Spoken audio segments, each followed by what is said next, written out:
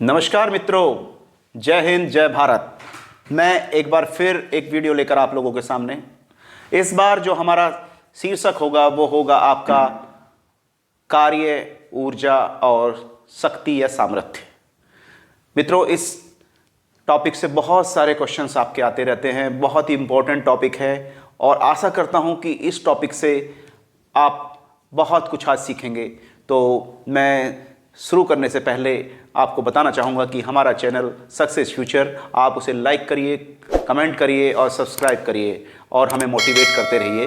तो सबसे पहले हम बात करेंगे आपके कार्य की।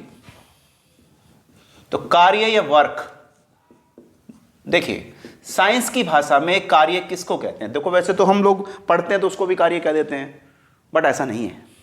साइंस की भाषा में कार्य बल और बल की दिशा में जो विस्थापन होता है,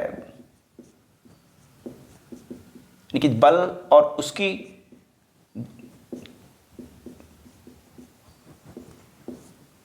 या आप कह सकते हो work is equal to force into distance.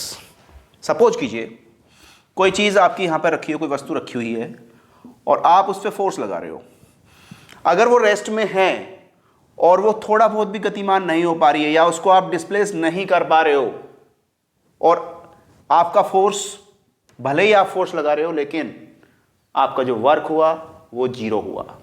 अगर सपोज कीजिए आप कितना भी फोर्स लगा रहे हैं और उसको थोड़ा बहुत डिस्प्लेस कर देते हैं, तो फोर्स और उसकी डायरेक्शन में जो विस्थापन हुआ उसी को आप बोलते हो फोर्स इनटू डिस्टेंस। कई बार आप क्या करते हो, फोर्स एक दिशा में भी लगा सकते हो। सपोज कीजिए इस एक्सेस से इस दिशा में आपने लगाया, तो उस समय उसके लिए वर्क जो होगा आपका वो force into distance cos theta, ये भी फॉर्मूला हो सकता है अगर वो एंगल है। तो सीधा सा है कि अगर आप कार्य की बात कर रहे हैं तो बल और बल की दिशा में जो विस्थापन हो रहा है उसी को आप बोलते हैं कार्य। और सीधी सी बात है, अगर हम इसके मात्रक की बात करें, ऐसा यूनिट में अगर इसकी बात करें तो बल का मात्रक होता है न्यूटन और विस्थापन का मात्रक होता है मीटर। तो न्यूटन मीटर आपका वर्क का मात्रक हुआ और ये एक अदिश राशि है, आपको बताना चाहूंगा। तो इससे क्वेश्चन हो सकता है कि भाई कार्य किसको कहते हैं या कार्य का मात्रक क्या होता है अगर ऐसा यूनिट की हम बात करते हैं। अगर हम इसको किसी एंगल पे अगर आप दिया हुआ है तो आप इस फॉर्मूले की हेल्प से, यानी कि आप कह सकते हो कि बल गुणा बल की दिशा में जो विस्थापन d इंटू कॉस थीटा, इसी से आप निकाल सकते हो। तो अगर हम कार्य को थोड़ा सा और आगे प्रोसीड करें और अगले टर्म की बात करें, एनर्जी। एनर्जी जो है वो ऊर्जा बोलते हो आप इसको। इससे भी कई बार प्रश्न आने की संभावना रहती है। तो ऊर्जा जो है एनर्जी, और इसे ई से रिप्रेजेंट करते हैं, जैसे वर्क को डब्ल्यू से रिप्रेजेंट करते हैं, इसी तरह से ई से आप एनर्जी को रिप्रेजेंट करेंगे। और ऊर्जा जो है वो आपकी क्या है, यानी कि कार्य करने की जो क्षमता होती है, यानी कि कैपेसिटी टू डू वर्क। अगर आप कोई कार्य कर रहे हो, सपोज कीजिए आप, यानी कि आपने कोई कार्य किया, तो कार्य करने की जो क्षमता है उसके लिए आपको, यानी कि जब कोई कार्य करोगे तो उसके लिए आप जो बल लगा रहे हो उसके लिए कोई ऊर्जा की जरूरत होगी ना आप लोगों को। तो जो कार्य करने की जो क्षमता है, कैपेसिटी टू डू वर्क या कार्य करने की क्षमता, उसी को बोलते हो आप ऊर्जा। तो ऊर्जा आप अगर बात करें तो इसका मात्रक भी न्यूटन मीटर, या फिर अगर हम इसको बात करें ऐसा यूनिट में न्यूटन मीटर, या फिर हम इसको जूल कह सकते हैं। जो जूल जो है वो एक साइंटिस्ट हुए हैं जूल, उनके नाम पे इसका मात्रक जूल हुआ। तो 1 जूल यानी कि जे से रिप्रेजेंट करते हैं। और मैं आगे अभी और डिस्कस करूंगा इसके लिए। तीसरी जो टर्म होती है आपकी वो होती है सामर्थ्य या शक्ति।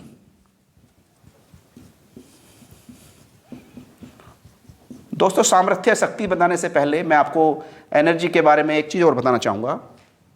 अगर आप एनर्जी या ऊर्जा का संरक्षण का नियम की बात करें या एनर्जी कंजर्वेशन लॉ की बात करें, तो ऊर्जा पूरे विश्व की या पूरे ब्रह्मांड की ऊर्जा कांस्टेंट है। ऊर्जा के बारे में एक नियम है जिसको हम ऊर्जा का संरक्षण का नियम भी कहते हैं। और अगर हिंदी में बात करें तो ऊर्जा ना समाप्त की जा सकती है ना ऊर्जा को पैदा किया जा सकता है। सिर्फ एक रूप से या एक स्थिति से या एक उसका जो रूप है उससे दूसरे रूप में उसको परिवर्तित कर सकते हैं। तो अगर मैं अंग्रेजी में बोलूं तो energy neither be created nor be destroy, only transform one form to the another, यानी कि एक फॉर्म से दूसरी फॉर्म में इसको आप चेंज कर सकते हो। तो सीधा सा बात है कि ऊर्जा स्थिर है, ऊर्जा कांस्टेंट है, ऊर्जा घटबढ़ नहीं रही है, ऊर्जा सिर्फ अपना परिवर्तन कर रही है। उदाहरण के तौर में मैं बहुत सारे उदाहरण आपको देखने को मिल जाएंगे दुनिया में। सपोज कीजिए मैं एक एग्जांपल लेता हूं आपके इंजन का। तो इंजन क्या कर रहा है? इंजन जो है वो जो केमिकल एनर्जी है, रासायनिक ऊर्जा जो है तेल की या जो पेट्रोल की या डीजल की, उसको परिवर्तित कर रहा है यांत्रिक ऊर्जा में, और बाकी उसकी कुछ गैस वगैरह वो निकल रही है ब्रह्मांड में। या फिर मोमबत्ती क्या कर रही है? उसकी रासायनिक ऊर्जा प्रकाशीय ऊर्जा में कन्वर्ट हो रही है। आप बल्ब को देखेंगे, इलेक्ट्रिक बल्ब क्या करता है? बल्ब सीधा सा आपकी इलेक्ट्रिकल एनर्जी को प्रकाशीय ऊर्जा में कन्वर्ट कर रहा है। और बहुत सारे उदाहरण आपको मिल जाएंगे। माइक्रोफोन हो गया, लाउड स्पीकर हो गया। स्पीकर क्या करता है भाई? वो ध्वनि में परिवर्तित कर रहा है वो इलेक्ट्रिकल एनर्जी को। तो इस तरह के बहुत सारे उदाहरण आप डेली देखते हैं, प्रतिदिन बहुत सारे उदाहरण देखने को मिलेंगे आपको। आप इलेक्ट्रिक बल्ब की बात करें, आप जो है वो आप हीट इंजन की बात करें, आप चाहे मोमबत्ती की बात करें, आप डायनामो की बात करें। डायनामो क्या करता है? डायनामो सीधा सा यांत्रिक ऊर्जा को किसमें परिवर्तित कर रहा है? डायनामो क्या होता है? डायनामो आपने देखा होगा, टू व्हीलर में या फोर व्हीलर में डायनामो होता है, या टू व्हीलर में जब पहले जनरली डायनामो होता था। सीधा सीधा क्या काम कर रहा है? इलेक्ट्रिकल एनर्जी में कन्वर्ट कर रहा है। उसमें क्या है भाई? आपकी मैकेनिकल एनर्जी है वो उसको, या जनरेटर क्या है? जनरेटर आपने देखा होगा, जनरेटर क्या करता है? मैकेनिकल एनर्जी को इलेक्ट्रिकल एनर्जी में कन्वर्ट कर रहा है। इलेक्ट्रिक मोटर क्या कर रहा है? इलेक्ट्रिक मोटर सीधा सा आपका जो है इलेक्ट्रिकल एनर्जी को मैकेनिकल ऊर्जा में कन्वर्ट कर रहा है, मैकेनिकल कार्य में चेंज कर रहा है। तो ये बहुत सारे उदाहरण आपको देखने को मिल जाएंगे। ऊर्जा जो है वो ना कभी पैदा की जा सकती है, ना ऊर्जा को आप खत्म कर सकते हो, सिर्फ उसका जो है रूप चेंज कर रहे हो आप, यानी कि एनर्जी कंजर्वेशन लॉ इसी को कहते हैं। बहुत सारे उदाहरण मैंने दिए, ये सारे उदाहरण ऊर्जा के ही हैं। तो ऊर्जा जो है उसका मात्रक जूल है एसआई यूनिट में, और ये भी एक अदिश राशि है। ऊर्जा दो तरह की हो सकती है। ऊर्जा को आप दो तरह से जो है मोटे तौर पे दो तरह से डिफाइन करते हो। वैसे तो बहुत सारे मैंने आपको बताए, यांत्रिक ऊर्जा बताई, आपको जो है प्रकाशीय ऊर्जा बताई, आपको इलेक्ट्रिकल ऊर्जा बताई, लेकिन मैं बात करूंगा जो इसके मोटे तौर पे हम इसको डिफाइन करते हैं। दो तरह से आप इसको कर सकते हो।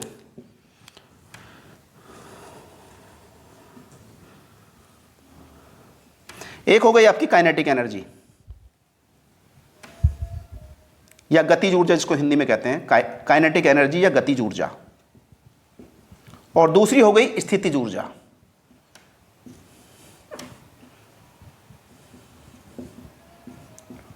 तो काइनेटिक का मतलब है गति के कारण, यानी कि आप इसका अगर मैं फॉर्मूले की बात करूं तो K E is equal to half M V square. अब ये एम वी स्क्वायर क्या है भाई? एम जो है इसमें मास है, और वी क्या है?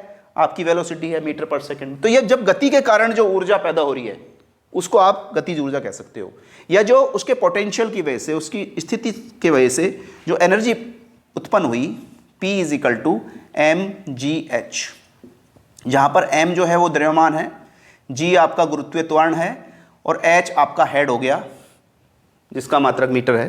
तो इस तरह से आप काइनेटिक या पोटेंशियल एनर्जी को दो तरह से आप क्लासिफाई कर सकते हो। दूसरा, संवेग और काइनेटिक एनर्जी में भी एक रिलेशन होता है, जैसे कि K E is equal to P square by 2m। जब आपकी संवेग 2 गुना होगा तो काइनेटिक एनर्जी आपकी 4 गुनी हो जाएगी। इससे कोई प्रश्न आने की संभावना रहती है कई बार। तो आपका जो कार्य या ऊर्जा, उन दोनों का क्या संबंध है? ऊर्जा के कितने प्रकार होते हैं वो मैंने आपसे बताया, ऊर्जा के बहुत सारे उदाहरण मैंने आपको बताए। तो ये सारी चीजें आपकी यहां तक आती हैं। उसके बाद मैंने आपको फिर बताया कि जब मैं आपको स्टार्ट किया था कि एक तीसरा टर्म होता है आपका सामर्थ्य या शक्ति। अब ये क्या है? शक्ति या सामर्थ्य किसको बोलते हो आप? देखिए, या इंग्लिश में इसको पावर बोलते हैं। पावर क्या है? एक तरह से आपकी rate of change of work, यानी कि आप सीधा सा वर्क को या कार्य को समय से डिवाइड कर दें, यानी कि उसका रेट निकाल ले वर्क का। तो यानी कि ये हो गया जूल पर सेकेंड। और एक साइंटिस्ट हुए हैं आपके जेम्स वॉट। जेम्स वॉट को जानते हैं आप लोग? जेम्स वॉट ने पहली बार शक्ति की बात की। जेम्स वॉट एक स्कॉटलैंड के एक वैज्ञानिक थे और उन्होंने जो इंजन है उसका निर्माण किया। हीट इंजन की उन्होंने बात की। आपने शायद नाम सुना होगा स्टीम इंजन का। तो स्टीम इंजन से पहले रेलगाड़ियां चलती थी और जेम्स वॉट ने पहली बार इस इंजन की खोज की। तो उन्हीं के नाम पे, उन्हीं के सम्मान में जो आपका बेसिकली जो जूल पर सेकेंड है उसी को हम वॉट बोलते हैं और इसे W से रिप्रेजेंट करते हैं। तो 1 watt is equal to 1 joule per second. आप समझना चाहेंगे ये वॉट जो है, तो मैं आपको बताना चाहूंगा, अगर आप कार्य की बात करें तो न्यूटन मीटर उसका मात्रक होता है SI में। अगर आप एनर्जी की बात करते हैं तो उसको भी हम न्यूटन मीटर या फिर जूल से हम रिप्रेजेंट करते हैं। और अगर हम शक्ति की या सामर्थ्य की बात करें तो इसका मात्रक वॉट होता है। प्रश्न आने की संभावनाएं हमेशा बनी रहती हैं और आपको पता भी होगा। जैसे अगर मैं शक्ति की बात कर रहा हूं या सामर्थ्य की बात कर रहा हूं तो हमेशा आपने नाम सुना होगा 1 किलोवाट। तो 1 किलोवाट नाम मैंने पहले ही फंडामेंटल यूनिट में आपसे डिस्कस किया था। किलो का मतलब होता है 10 टू द पावर 3 या 1000, और क्योंकि वॉट में ले रहे हो तो वॉट। ऐसे ही आपने एक हॉर्स पावर का नाम सुना होगा। देखो पहले क्या था, इंजन के समय से पहले पहले बैलगाड़ियां होती थी, भैंसा बुग्गी होती थी, घोड़ा गाड़ी होती थी। उनका भी तो हम कहीं ना कहीं कोई मानक मान के उनको शक्ति निकालते होंगे। तो उसकी शक्ति के लिए यानी कि हम हॉर्स की जो पावर थी उसको हम कंसिडर करते थे। तो हॉर्स पावर क्या है? बेसिकली 1 HP यानी कि 1 हॉर्स पावर, ये घोड़े की शक्ति से हम बात कर रहे हैं, उसकी शक्ति को हमने कितना माना है? 746 वॉट। आप समझ सकते हो, ये रिलेशन कई बार पूछा जाता है आपसे कि भाई 1 किलोवाट में कितने वॉट होते हैं, या उसका छोटा सा न्यूमेरिकल आपको दे देगा, या फिर दूसरा आपसे पूछ लिया भाई कितने 1 हॉर्स पावर में कितने वॉट होते हैं। या अगर सपोज कीजिए 1 HP में मैं बात करूं कि भाई कितने जो हैं किलोवाट होते हैं, तो 746 बाई 1000 और ये हो गया 0.746 किलोवाट। या इसको उल्टा कर सकते हो भाई, अगर उल्टा कर रहे हैं आप कि भाई 1 किलोवाट में कितने हॉर्स पावर हो गए, तो आप क्या करेंगे? उसका उल्टा कर देंगे 1000 बाय 746, या सीधा सा मतलब है 1. अब इसको कैलकुलेट कर लीजिए, 1.34 शायद होगा, 1.34 HP। तो ये संबंध किसके हैं? ये शक्ति के आपस में कुछ संबंध हैं कि भाई किलोवाट और हॉर्स पावर में क्या संबंध होता है। ये कई बार प्रश्न पूछे जा सकते हैं आपसे। आपकी प्रतियोगी परीक्षाओं में इस तरह के क्वेश्चन आते ही आते हैं। और मैंने जब से वीडियो डालना स्टार्ट किया है आप लोगों को देखते हुए कि भाई आप लोगों के कैसे पहले क्वेश्चन पूछे गए हैं, मैं उसी के आधार पे आप लोगों को जो है बताने का प्रयास कर रहा हूं। आगे भी मैं इस तरह के प्रयास करता रहूंगा। और अगर आप मुझे मोटिवेट करना चाहते हैं इस तरह के वीडियो में, अगर मुझे आप चाहते हैं कि मैं और वीडियो डालूं, तो हमारा जो चैनल है सक्सेस फ्यूचर, उसको लाइक करिए, सब्सक्राइब करिए, कमेंट करिए आप लोग। उसी से है, यानी कि आपका जो एक तरह से जो हमारा जो मोटिवेशन है वो आप लोगों की पसंद है। अब आप उसको कितना करते हैं वो आप लोगों के ऊपर निर्भर है। आप लोगों के लिए मैं वीडियो लाता रहूंगा। और ये बहुत छोटी छोटी चीज़ें हैं, साइंस की बहुत बेसिक चीज़ें हैं। इनको समझाने के लिए बहुत सारे लोगों ने पहले भी बताया होगा, लेकिन क्योंकि मैं भी साइंस का छात्र रहा हूं, मैं इंजीनियरिंग का मेरा बैकग्राउंड है, उस वजह से मैं इस चीज़ों को थोड़ा सा समझाने का प्रयास कर रहा हूं कि और जो चीज़ आपको समझ में आ जाए, इजीली समझ में आ जाए। तो ये प्रतियोगी परीक्षा में इस तरह के क्वेश्चन पूछे जा सकते हैं। अच्छा, एक बात उदाहरण और देना चाहूंगा कि आप लोगों से पूछा जाता है घर में आप बिजली, अपनी जो इलेक्ट्रिसिटी है उसको मेजर करते हैं और उसको बोलते हैं कि भैया एक यूनिट में मेजर करते हैं आप। अब ये यूनिट क्या है? यूनिट तो किसी की भी हो सकती है, लेकिन वो यूनिट क्या है?